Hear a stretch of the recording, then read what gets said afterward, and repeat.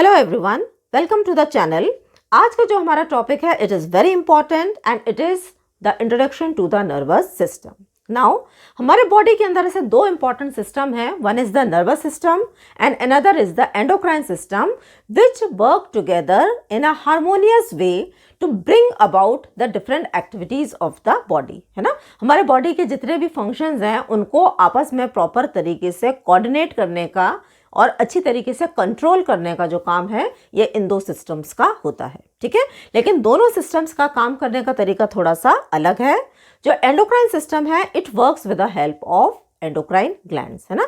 तो जो endocrine glands है हमारे बॉडी की, जिनको हम डक्टलेस ग्लैंड्स बोलते हैं, ये बेसिकली एंडोक्राइन हार्मोन्स को सिक्रीट करती हैं डायरेक्टली इनटू द ब्लड और ब्लड से ये टारगेट ऑर्गन्स तक पहुंचते हैं एंड अपने पर्टिकुलर एक्शन को परफॉर्म करते हैं, ठीक है। यहाँ पर लेकिन जो नर्वस सिस्टम है इसका काम करने का तरीका है it is with the help of neurons, है ना। तो नर्वस सिस्टम के अंदर एक ऑर्गेनाइज्ड पैटर्न में न्यूरॉन्स का अरेंजमेंट होता है जो कि इम्पल्सेस को बॉडी से ब्रेन और स्पाइनल कॉर्ड तक और ब्रेन और स्पाइनल कॉर्ड से इम्पल्सेस को अगेन बैक टू बॉडी लेकर आती हैं और लेकर जाती हैं, है ना। तो हम इसको कैसे डिफाइन कर सकते हैं नर्वस, इसका जो डेफिनेशन है that is nervous system it consist of organised group of cells called neurons specialised to carry message to and from brain and spinal cord to various parts of the body, है ना। तो इनका काम क्या है, ये जो न्यूरॉन्स हैं इनका काम है मैसेज को बॉडी से ब्रेन और स्पाइनल कॉर्ड तक लाना और ब्रेन और स्पाइनल कॉर्ड से वापस मैसेज को बॉडी तक ले जाना, ठीक है। तो एक अगर हम जनरलाइज्ड बात करेंगे तो हमारे बॉडी के जितने भी फंक्शंस हैं ना, इंपॉर्टेंट फंक्शंस, जैसे कि बॉडी टेम्परेचर रेगुलेशन हो गया, ठीक है, देन थिंकिंग हो गया, हमारा सोचना, बोलना, किसी भी इंफॉर्मेशन को एनालिसिस करना, है ना, डाइजेस्टिव प्रोसेस हो गई, रिप्रोडक्शन, ग्रोथ, ये सारी चीज़ों के लिए जो रिस्पॉन्सिबल है that is the nervous system. तो इसको हम किस तरीके से समझ सकते हैं, to receive information from environment, environment यानी कि हमारे आसपास का जो स्पेस है वहाँ से इंफॉर्मेशन को लेना, कैसे लेंगे, थ्रू सेंस ऑर्गन्स, है ना। तो सेंस ऑर्गन्स क्या हो गई, हमारी आंखें हो गई, आईज, नोज, ईयर्स, टंग, स्किन, है ना। तो इसके माध्यम से हमारे एनवायरमेंट से इंफॉर्मेशन को लेना, एनालाइज दैट इंफॉर्मेशन, उस इंफॉर्मेशन को एनालाइज करना, टेक डिसीजन, उस पर डिसीजन लेना and then send response to the muscles to act, और फिर उसको वापस भेज देना मसल्स पे, मसल्स के पास में टू परफॉर्म सर्टन एक्शन, जो भी एक्शन लेना है उस इंफॉर्मेशन के रिगार्डिंग, ठीक है। तो क्या क्या काम करता है ब्रेन, पहला काम हो गया control of body's internal environment to maintain homeostasis, ये हमारे बॉडी के होम्योस्टेसिस को मेंटेन करने में बहुत इंपॉर्टेंट रोल प्ले करता है। होम्योस्टेसिस का मतलब होता है इंटरनल एनवायरनमेंट, है ना। हमारे बॉडी के अंदर एक इंटरनल एनवायरनमेंट है और उस एनवायरनमेंट को वैसे ही बने रहना जरूरी है in order for the life processes to act, है ना। फॉर एग्जाम्पल हम ऐसे समझ सकते हैं जैसे बॉडी टेम्परेचर, है ना। अगर मान लीजिए ठंड है तो ठंड में हमारा बॉडी टेम्परेचर क्या हो जाता है, कम हो जाता है। जैसे ही हमारा बॉडी टेम्परेचर ज़्यादा कम होने लगता है ये जो मैसेज है हमारे ब्रेन तक जाता है, ब्रेन उस पर कुछ एक्शन लेता है और वो कुछ सर्टन ऐसे चेंजेस करता है जिससे कि जो हमारा बॉडी टेम्परेचर है वो वापस से मेंटेन हो जाता है ना। तो इंटरनल एनवायरनमेंट को मेंटेन करना that is known as homeostasis, it is the function of the brain, ठीक है। Then programming of spinal cord reflexes, है ना। स्पाइनल कॉर्ड रिफ्लेक्सेस का मतलब है बहुत सारे ऐसे एक्टिविटीज़ हैं जिसका जो डिसीजन है it is not taken at the level of brain, it is taken up at the level of spinal cord, है ना। तो इसको हम बोलते हैं स्पाइनल रिफ्लेक्सेस, ठीक है। इसका एग्जाम्पल है स्ट्रेच रिफ्लेक्स, ठीक है। Then voluntary control of movement, है ना। वॉलंटरी कंट्रोल यानी कि ऐसा मूवमेंट जिसको कि हम कंट्रोल कर सकते हैं, जो कि हमारे विल में है, वो भी काम हमारे नर्वस सिस्टम के द्वारा किया जाता है, ठीक है। देन मेमोरी, किसी भी चीज़ को हम याद करते हैं, लर्निंग, है ना, लर्निंग एंड मेमोरी, ये भी काम जो है ये हमारे ब्रेन का होता है, ठीक। Late us study the classification of the nervous system. तो नर्वस सिस्टम को हम दो तरीके से क्लासिफाई कर सकते हैं, एक है सेंट्रल नर्वस सिस्टम, दूसरा पेरिफेरल नर्वस सिस्टम। सेंट्रल का मतलब होता है in the centre, mid line, है ना, और पेरिफेरी का मतलब होता है आस पास, है ना। तो सेंट्रल नर्वस सिस्टम को अगेन हम दो तरीके से पढ़ सकते हैं, one is the brain and second is the spinal cord. तो इसमें जो दो स्ट्रक्चर्स आते हैं वो है ब्रेन और स्पाइनल कॉर्ड, है ना, because brain and spinal cord they are in alignment in the centre, ठीक है।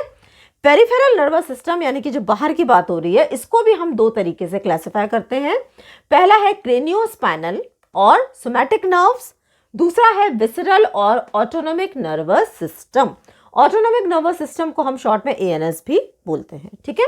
तो नर्वस सिस्टम को हमने दो तरीके से क्लासिफाई किया, central nervous system that is CNS, इसको हम सीएनएस बोल सकते हैं, और इसको हम बोल सकते हैं पेरिफेरल नर्वस सिस्टम यानी कि पीएनएस, ठीक है। नाउ सीएनएस के अंदर दो स्ट्रक्चर्स आ गए, ब्रेन एंड स्पाइनल कॉर्ड, और पीएनएस में आ गया हमारा craniospinal and autonomic nervous system, है ना। Let us study about brain and spinal cord first, है ना। तो बिल्कुल ब्रीफली हम इसको देखेंगे। जो बोनी पार्ट है ना, जो ब्रेन को जो प्रोटेक्ट करता है, ब्रेन एक वाइटल ऑर्गन है, तो इसको जो बोनी पार्ट प्रोटेक्ट करके रखता है उसको हम बोलते हैं स्कल। स्पाइनल कॉर्ड को जो बोनी पार्ट प्रोटेक्ट करके रखता है उसको हम बोलते हैं वर्टेब्रास, है ना। अब ये जो वर्टेब्रास हैं ये आपस में एक के ऊपर एक अरेंज होते हैं और उसको हम बोलते हैं वर्टेब्रल कॉलम, और इस वर्टेब्रल कॉलम के अंदर से स्पाइनल कॉर्ड रन करती है ना। तो हम ये भी बोल सकते हैं जो ब्रेन है ये हमारा टॉप मोस्ट पार्ट होता है, और ब्रेन नीचे जाके जो कंटिन्यू करता है उसको हम बोलते हैं spinal cord, and this spinal cord it runs in a bony cavity जिसको हम बोलते हैं वर्टेब्रल कॉलम, ठीक है। तो स्कल हमारा कितना हो गया, स्कल तो एक ही होता है, लेकिन जो वर्टेब्रास हैं दे आर 33 इन नंबर, ठीक है। अब ये कौन कौन से वर्टेब्रास हैं, C1 to C7 that means cervical vertebrae होते हैं 7, थोरैसिक T1 to T12, है ना, तो 12 होते हैं थोरैसिक, L1 to L5 ये होते हैं लंबर, S1 to S5 ये होते हैं सेक्रम, एंड 1 इज कॉसेक्स, है ना। तो टोटल अगर हम इसको देखेंगे there are 33 number of vertebras, ठीक है।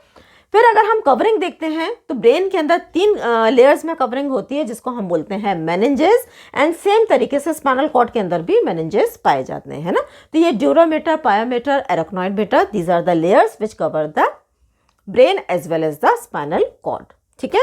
ग्रे मैटर की अगर हम बात करें तो चाहे वो ब्रेन हो चाहे वो स्पाइनल कॉर्ड हो, दोनों के अंदर ग्रे मैटर और व्हाइट मैटर पाया जाता है ना। जो ग्रे मैटर है it is made up of the nerve cell जिसको हम सोमा बोलते हैं, और जो व्हाइट मैटर है it is made up of the nerve fibre, है ना। फॉर एग्जाम्पल ये न्यूरॉन है ना, तो ये न्यूरॉन की ये है बॉडी और ये है उसका एक्सॉन, है ना। तो ये जो बॉडी है दिस इज द बॉडी को हम सोमा भी बोलते हैं, है ना। तो ये जो बॉडी है ये कॉन्स्टिट्यूट करती है ग्रे मैटर को, और ये जो एक्सॉन है ये कॉन्स्टिट्यूट करता है व्हाइट मैटर को, ठीक है।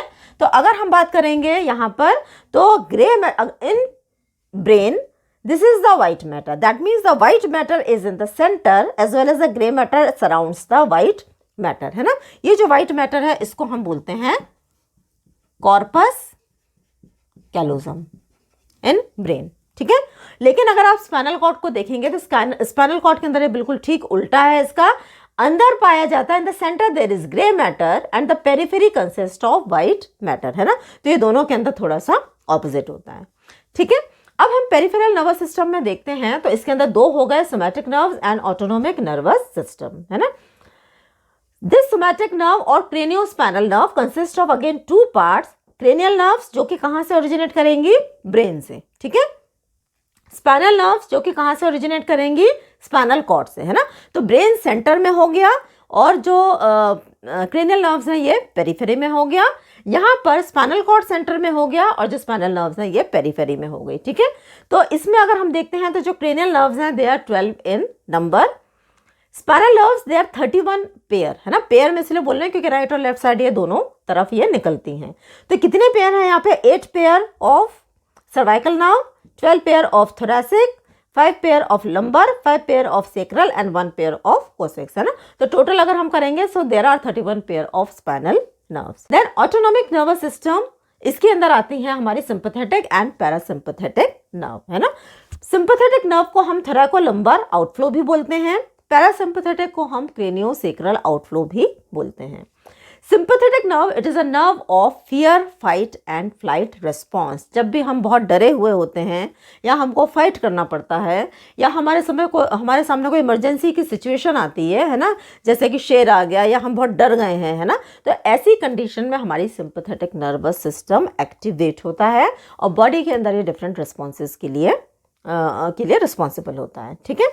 Parasympathetic nerve, it is a nerve of rest and digest, यानी कि जो हमारे डाइजेस्टिव प्रोसेस हैं या जब हम रेस्ट करते हैं उस समय में हमारी पैरासिम्पैथेटिक नर्व एक्टिवेट होती है ना। तो अगर हम ब्रीफ में देखेंगे तो जो क्रेनियोस्पाइनल सिस्टम है या जो क्रेनियोस्पाइनल नर्व्स हैं ये हमारे बॉडी के वॉलंटरी मूवमेंट्स के लिए रिस्पॉन्सिबल हैं, लेकिन ऑटोनोमिक या फिर विसरल, ऑटो का मतलब होता है सेल्फ, तो ये जो नर्वस सिस्टम है इसको हम वॉलंटरी कंट्रोल नहीं कर सकते और ये हमारे बॉडी के कुछ ऐसे मैकेनिज्म्स में रिस्पॉन्सिबल होती है जो कि हमारे वॉलंटरी कंट्रोल में नहीं होते, है ना।